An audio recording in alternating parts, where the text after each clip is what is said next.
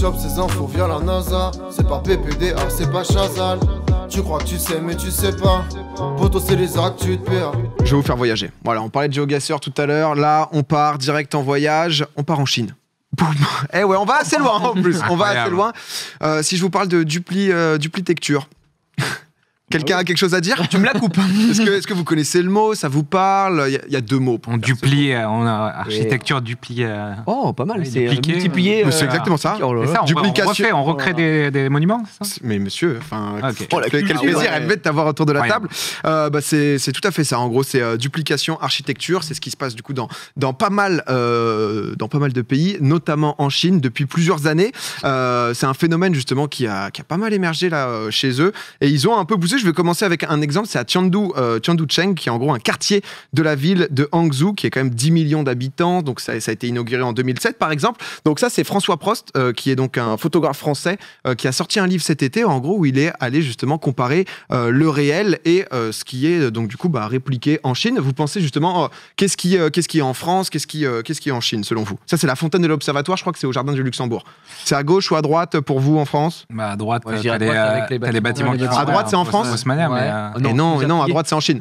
À droite c'est en Chine. mais c'est d'un côté, si c'est au jardin du Luxembourg, ça avait du sens que c'était à gauche. C'est ça, c'est donc du coup le Jardin du Luxembourg. Il y a quelques exemples comme ça justement où il a essayé de comparer du coup avec l'architecture haussmannienne. Là du coup à gauche, c'est tout le temps à gauche. À gauche, Je vais pas vous faire le jeu. En fait, Je vais pas vous mytho, c'est à gauche tout le temps. horrible. C'est à gauche tout le temps, mais donc du coup voilà, ils ont voulu reprendre justement le style. On a carrément donc du coup une petite place avec le lampadaire, mais c'est vrai que c'est intéressant de voir derrière justement cette ambiance où tu te dis putain c'est même architecture. Attends, il y a aussi une tour Eiffel. Ah, trop marrant. Elle fait la même taille. Non, elle est 3 fois moins grande, c'est 108 mètres. 108 mètres de hauteur. Donc du coup voilà, donc c'est juste les comparaisons de détails pour montrer un peu ce qui se passe là-dessus. Tu vois, même les bâtiments derrière, le truc très haussmannien. Donc une fois que tu as commencé à comprendre le pattern, ils l'ont justement reproduit quelques fois.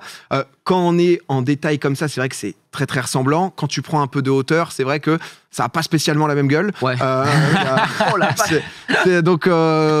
Voilà, c'est quand même un peu différent.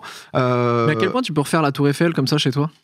Ils ont acheté les droits. Je crois qu'il y a 3 tours Eiffel en Chine. Il y en a une à Macao. Il y en a dans 2 villes. Mais il y a justement, nous, typiquement, la Statue de la Liberté, c'est nous qui l'avions offert, mais on en a 3 à Paris, quoi. Ouais. Donc tu peux justement reproduire. Donc ça, par exemple, justement, dans ce quartier, les loyers, ils sont très élevés par rapport justement vu sur la Tour Eiffel, vu sur Tour Eiffel, je peux te dire que ça se paye, hein. c'est le moment d'investir, si jamais. Mais il y a quand même pas mal d'habitants justement qui décident d'y aller. Paris, c'est pas du tout la seule ville concernée, même si on sait justement que les Chinois ils aiment bien justement la culture européenne, et ils ont justement voulu un peu reproduire, répliquer cette atmosphère pour plusieurs raisons. Déjà pour permettre à la population qui grandit de pouvoir découvrir une autre culture sans forcément se ruiner, parce que c'est vrai que voyager justement à Paris ou autre, c'est quand même c'est réservé vraiment à une petite partie de la population. Il y a aussi le côté justement un peu géopolitique de pouvoir ramener justement la culture du monde entier et l'avoir aussi dans son pays. Parce qu'il y a les commerces qui vont avec dans le quartier. Ah, c'est vraiment une ambiance. Vous allez voir, j'ai quelques autres exemples. C'est quand même assez impressionnant. Gros marqueur social, justement pour les gens, comme vous disiez, qui vivent juste à côté de la Tour Eiffel. C'est quand même des petites photos tranquilles. Et justement, c'est vrai que aussi en Chine, ils ont une culture de la copie qui est un peu différente. Récemment, j'en avais parlé dans mes actus des copies de jeux vidéo. Là-bas, c'est assez impressionnant. C'est-à-dire qu'ils prennent des phénomènes qui marchent extrêmement bien. Il y avait le Among Us, par exemple, qui avait été un Among Us, carton mondial. Ils ont fait à peu près la même version justement en Chine, ça cartonne, et pour eux c'est quelque chose qui est assez normal, et c'est plus justement quelque chose limite un gage de talent, tu vois, de pouvoir bien reproduire. C'est plus une flatterie qu'autre chose. Je vous disais, il n'y a pas que Paris, il n'y a pas que la France. Là par exemple, c'est un autre exemple, donc c'est la ville de Hallstatt. C'est une reproduction parfaite d'un petit village autrichien. Donc du coup ça pareil, c'est en Chine. Il y a carrément le Tower Bridge, donc ça c'est à Suzhou, qui est pas très loin de Shanghai, et vous allez le voir après, mais en gros autour de Shanghai, ils ont justement développé pas mal de quartiers dans des villes aux alentours. Et donc là, c'est vrai que c'est quand même assez dingue. En 2014, il y a la Chine qui avait voulu justement construire une réplique du Sphinx de Gizeh. Ça n'avait pas trop plu aux Égyptiens. Moi, il me fume. Il a un petit sourire de côté, là, un sourire en coin. Mais extermine. Il a l'air vraiment petit dans les fourrés. Mais du coup, les Égyptiens, ils avaient carrément posé une plainte. Ouais, c'est ça. Ils avaient posé une plainte, ils avaient demandé justement à ce qu'on retire. La tête avait été retirée, puis ça avait été... Remets un peu. Mais voilà, et finalement, la tête a été remise. Mais c'est vrai qu'on dirait qu'il sort du bois. C'est un 6 mètres, quoi. C'est vraiment. Il est un peu en sous le Aller chercher la balle. Mais il est comme ça, il a la queue qui bouge et puis il va sauter, quoi. il est animé. Mais ouais, non, du coup, c'est vrai, il y a un très bon docu d'Arte justement là-dessus. Et c'est quelque chose. Alors là, on parle de la Chine, justement, comme on le disait, culture de pouvoir reproduire, le côté flatterie, etc. C'est quelque chose qui se fait quand même dans beaucoup de pays. Ouais. Moi, j'en avais pas spécialement conscience. Comme je vous dis, on a 3 statues de la liberté. La Tour Eiffel, par exemple, elle est dans une dizaine de villes. Déjà, Las Vegas. Las Vegas, c'est en 1999, justement, pour l'hôtel Paris. Il y a eu une tour Eiffel de 150 mètres qui a pop. J'ai d'ailleurs appris que c'est Lynn Renault qui a négocié. Lynn Renault, c'était une rue à Las Vegas. Elle a une rue qui s'appelle rue Lynn Renault à Las Vegas. Elle a fait des shows là-bas. Et en gros, c'est elle qui a négocié justement avec le maire de Paris pour l'hôtel le fait de pouvoir avoir la Tour Eiffel. Bien là-bas. Ah ouais, incroyable. Lynn Renault. Pèse un peu, quoi. Ah oui. C'est FC Lynn. Ah non, mais clairement, elle était assez impressionnante là-dessus. Donc elle avait permis ça. Et il y a un petit dernier truc, parce que voilà, un peu comme à la Lagardère, rien de secret, tout se transforme. Incroyable. Prenez-le. Mais en architecture, si je vous montre ce bâtiment-là, vous allez me dire, est-ce qu'il vous fait penser à quelque chose? On l'a pas d'un peu plus éloigné. Boum, c'est Maison Blanche, tout à fait. J'ai eu domicile quelques années, donc. Mais ça, c'est le château de Rastignac en Dordogne. Et en fait, c'est pendant que Thomas Jefferson, il était ambassadeur des États-Unis à Paris. À cette époque, en fait, il a vu les croquis du bâtiment qui étaient donc pas encore faits. D'accord. Et en fait, il a trouvé ça j'avais pas la hyper inspirant. Et donc, du coup, ils ont construit ensuite la Maison Blanche aux États-Unis par la suite. Donc, ça s'inspire. C'est fou. J'ai dit Lagardère au lieu de Lavoisier. T'as dit Lagardère, ouais. J'ai dit, je vais les. Il doit avoir raison. Ici, on a des gros certificats. Ils ont tous fait Oh, mais faut que je bois un coup, là. On est où? Oh, Lagardère. Oh, Lagardère. Oh là là, on se régale, putain. Ah non, mais c'est ses références, c'est son esprit. Peut-être, je sais pas, on n'a pas suivi le même cursus scolaire. Je me suis c'est chauffé. ES, on s'est arrêté assez vite. Mais du coup, voilà, et c'est vrai qu'il y a une vraie volonté, justement, même de la Chine, autour de Shanghai, justement, dans cette ville, d'aller créer... déjà pour potentiellement peut-être essayer de garder les touristes à l'intérieur du pays, de se dire les gars, on peut vous montrer, ou alors juste un petit tour du monde. C'est ça. Vraiment, en 2 semaines, petit tour du monde. Tour du monde, ça allait très vite. Fait 3 villes. Et non, mais leur permettre aussi de s'ouvrir un peu aux autres cultures, de voir à quoi ça peut ressembler, et pourquoi pas. On voit donc autour de Shanghai justement, il y a donc Hangzhou, donc c'est là où il y a le drapeau français, la Tour Eiffel. Les Pays-Bas, c'est justement il y a pas l'Autriche, pardon. L'Angleterre, donc c'est là où il y a le Tower Bridge. Et voilà, il y a des petites ambiances, donc ça c'est à quelques kilomètres. C'est plus pour les locaux, du coup, c'est plus pour les gens qui sont en Chine, parce que j'avoue que si je vais en Chine, c'est plus pour voir la tour Eiffel, ça m'intéresse moins. Tu veux plus mais en fait, mais j'imagine que c'est vraiment fait pour donner envie de voyager aux gens, ou comme tu l'as dit, ceux qui ne peuvent pas se permettre de voyager intérieur. Quoi. En fait, c'est vraiment le côté quartier français, genre comme dans certaines grandes villes, tu vois, à New York, t'as le Chinatown, par exemple, tu vois, c'est une tour Eiffel, quoi. Du coup, il pousse le délire, quoi. C'est-à-dire que c'est pas juste une boulangerie avec une baguette. Chinatown, par exemple, à New York et compagnie, c'est pour le coup, ça a vraiment regroupé la communauté asiatique. C'est ça. Là, tu vois. Après, ça ne faudrait pas qu'il y ait des expats français qui se disent on n'est pas dépaysés, vu sur la tour Eiffel. Je vais aller faire le boulanger legit là-bas. Ça va être un carton. Après, c'est vrai que moi je trouve que la photo aérienne de la Tour Eiffel, il y a un petit côté Corée du Nord. C'est genre remets la Tour Eiffel. Du coup avec les gros buildings et la couleur froide. C'est où au centre de rien. Ou juste passer que dans un sens. Attends, tu la touches pas. Tu prends la photo du bon angle, tu vois. Sinon, c'est vrai que ça peut faire. C'est carré, quoi. Ça peut faire un peu vide. Deuxième actu, on va parler des hérissons. Voilà, des hérissons. On part. Nigloland. On revient toujours. Finalement. On y retourne. Non, par contre, vrai sujet, ça se passe au sud de la Chine, Nouvelle-Zélande. Nouvelle-Zélande, déjà justement niveau Covid, eux, ils ont été très très tranquilles. Le truc, c'est que maintenant, justement, il y a une espèce qui est très dangereuse, justement, pour les autres, et c'est le hérisson. En Nouvelle-Zélande, de base, regardez cette petite bouille hérisson, c'est mignon, t'en croises, c'est tout chou, etc. C'est pas mal. Là-bas, les hérissons, les pauvres. Non, mais là-bas, il y en a énormément. C'est-à-dire que maintenant, il y en a donc 4 par hectare dans le pays. Ça peut sembler pas énorme, mais le pays est quand même colossal. Il y a plus de 107 millions de hérissons dans le pays. C'est à peu près l'équivalent de l'Égypte, en fait, en nombre d'habitants. Donc, comme les tortues, là. C'est une épidémie. De quoi? Comme les tortues, les petites tortues, je sais plus où, là. Ou non, mais qui pullulent à l'infini, qui portent c'est exactement ça. Problème, en fait, et c'est exactement ça. Et encore pire, en fait, le truc, c'est que de base, en fait, c'était juste un kiff des colons britanniques qui en avaient ramené début des années 1870. Ils se sont dit, bon, bah, vas-y, on n'a pas envie d'être dépaysés, on va à l'autre bout du monde, mais on va ramener justement des animaux qu'on connaît. C'est colons. Salaud. Ah, mais vraiment. Donc, du coup, ils en ont ramené et au final, bah, ça a pullulé. Au début, c'était bien justement donc, pour lutter contre les nuisibles dans le jardin, sauf qu'au bout d'un moment, on a perdu le contrôle. Mais vraiment. Non, mais à un point qui justement, ils l'ont pas régulé. Ça nique à fond. Bah en fait c'est un énorme souci.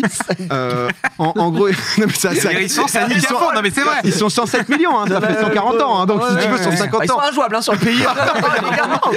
tu peux pas les gérer et ils ont commencé justement à bouffer. Bah par exemple, est-ce que vous reconnaissez cette espèce? Vous allez me dire. Oh là là, attention. Ah oui, typique. Les kiwis. Les kiwis, exactement. Les kiwis se font massacrer par les hérissons. Oh non, c'est terrible. Mais comment c'est possible? En danger d'extinction, bah en fait le truc c'est que les hérissons ils bouffent les œufs. Ils bouffent les œufs des kiwis. Et en fait c'est le problème quand t'amènes une nouvelle espèce à un endroit qui est pas censé être là, bah du coup elle se fait pas pareil parce qu'elle est pas dans la chaîne alimentaire, donc du coup elle déséquilibre tout. Aujourd'hui ça passe pas, hein. Tu te ramènes pas à l'aéroport en douane avec un animal qui vient de je sais pas quel pays, ou même les plantes et tout, hein. C'est non. Mais c'est terrible en plus parce que la Nouvelle-Zélande qui est un petit peu voilà ce pays entre guillemets qui a été rincé, qui a beaucoup moins de... Là où l'Australie a des milliards de problèmes avec des animaux et de la faune archi-hostile, bah, la Nouvelle-Zélande n'a pas ça. Et finalement, bon, bah, maintenant, ils sont envahis par les hérissons de colons anglais. Que le côté australien où tu te réveilles, il y a des gigamigales de partout. Là. Enfin, ils ont des délires en Australie où vous savez pas trop rêver. Et en Nouvelle-Zélande, t'as pas ça. Mais il y a un animal hein, qui a survécu en Australie. Il y a une très bonne vidéo de Dirty Biology là, qui en parle récemment. Un animal que, la même, hein, on a importé les colons, c'est le lapin. Le lapin, il en parle. L'histoire, pareil, elle est folle. Hein. Je crois que c'est un mec, si je dis pas de bêtises, ouais, c'est ça. Ils font du tennis. Un colon qui a ramené en gros 24 lapins juste pour s'amuser à les chasser.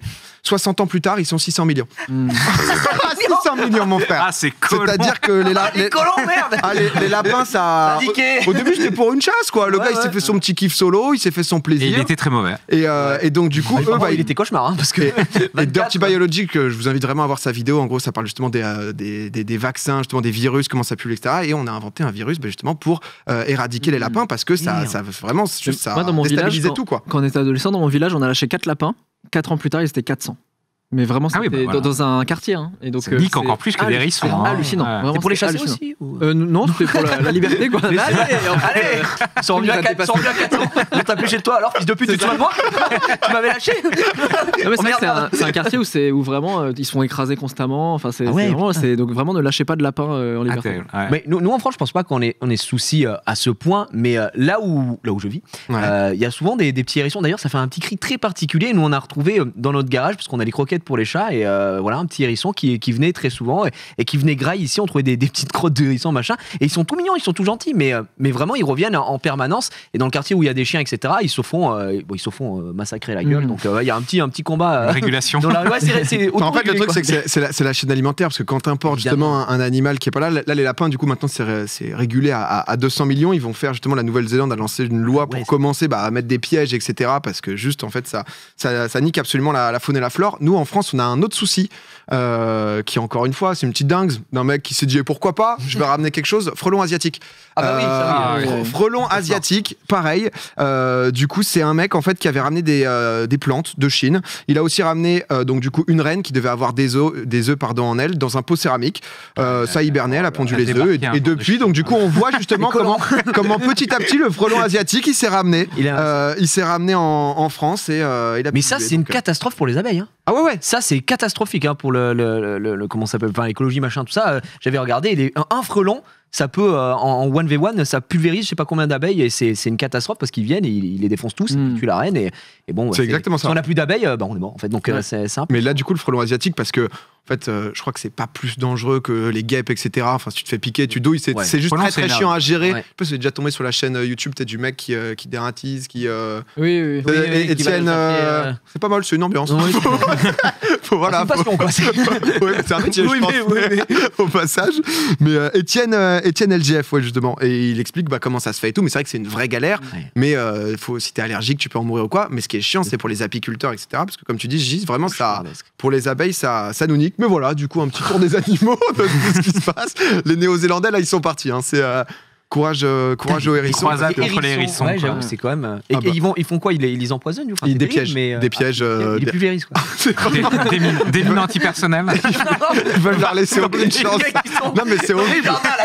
C'est horrible parce que c'est l'action de l'homme qui a mené justement. Et ils sont obligés de les réguler. Bascule dans l'équilibre de la faune et la fleur. Mais je vous dirai un peu ce que ça a donné à l'évolution. C'est une belle morale, ça. Ouais. Ne vous croyez pas plus fort que la nature, tu vois. Laissons faire les choses. Il y a des espèces existent là.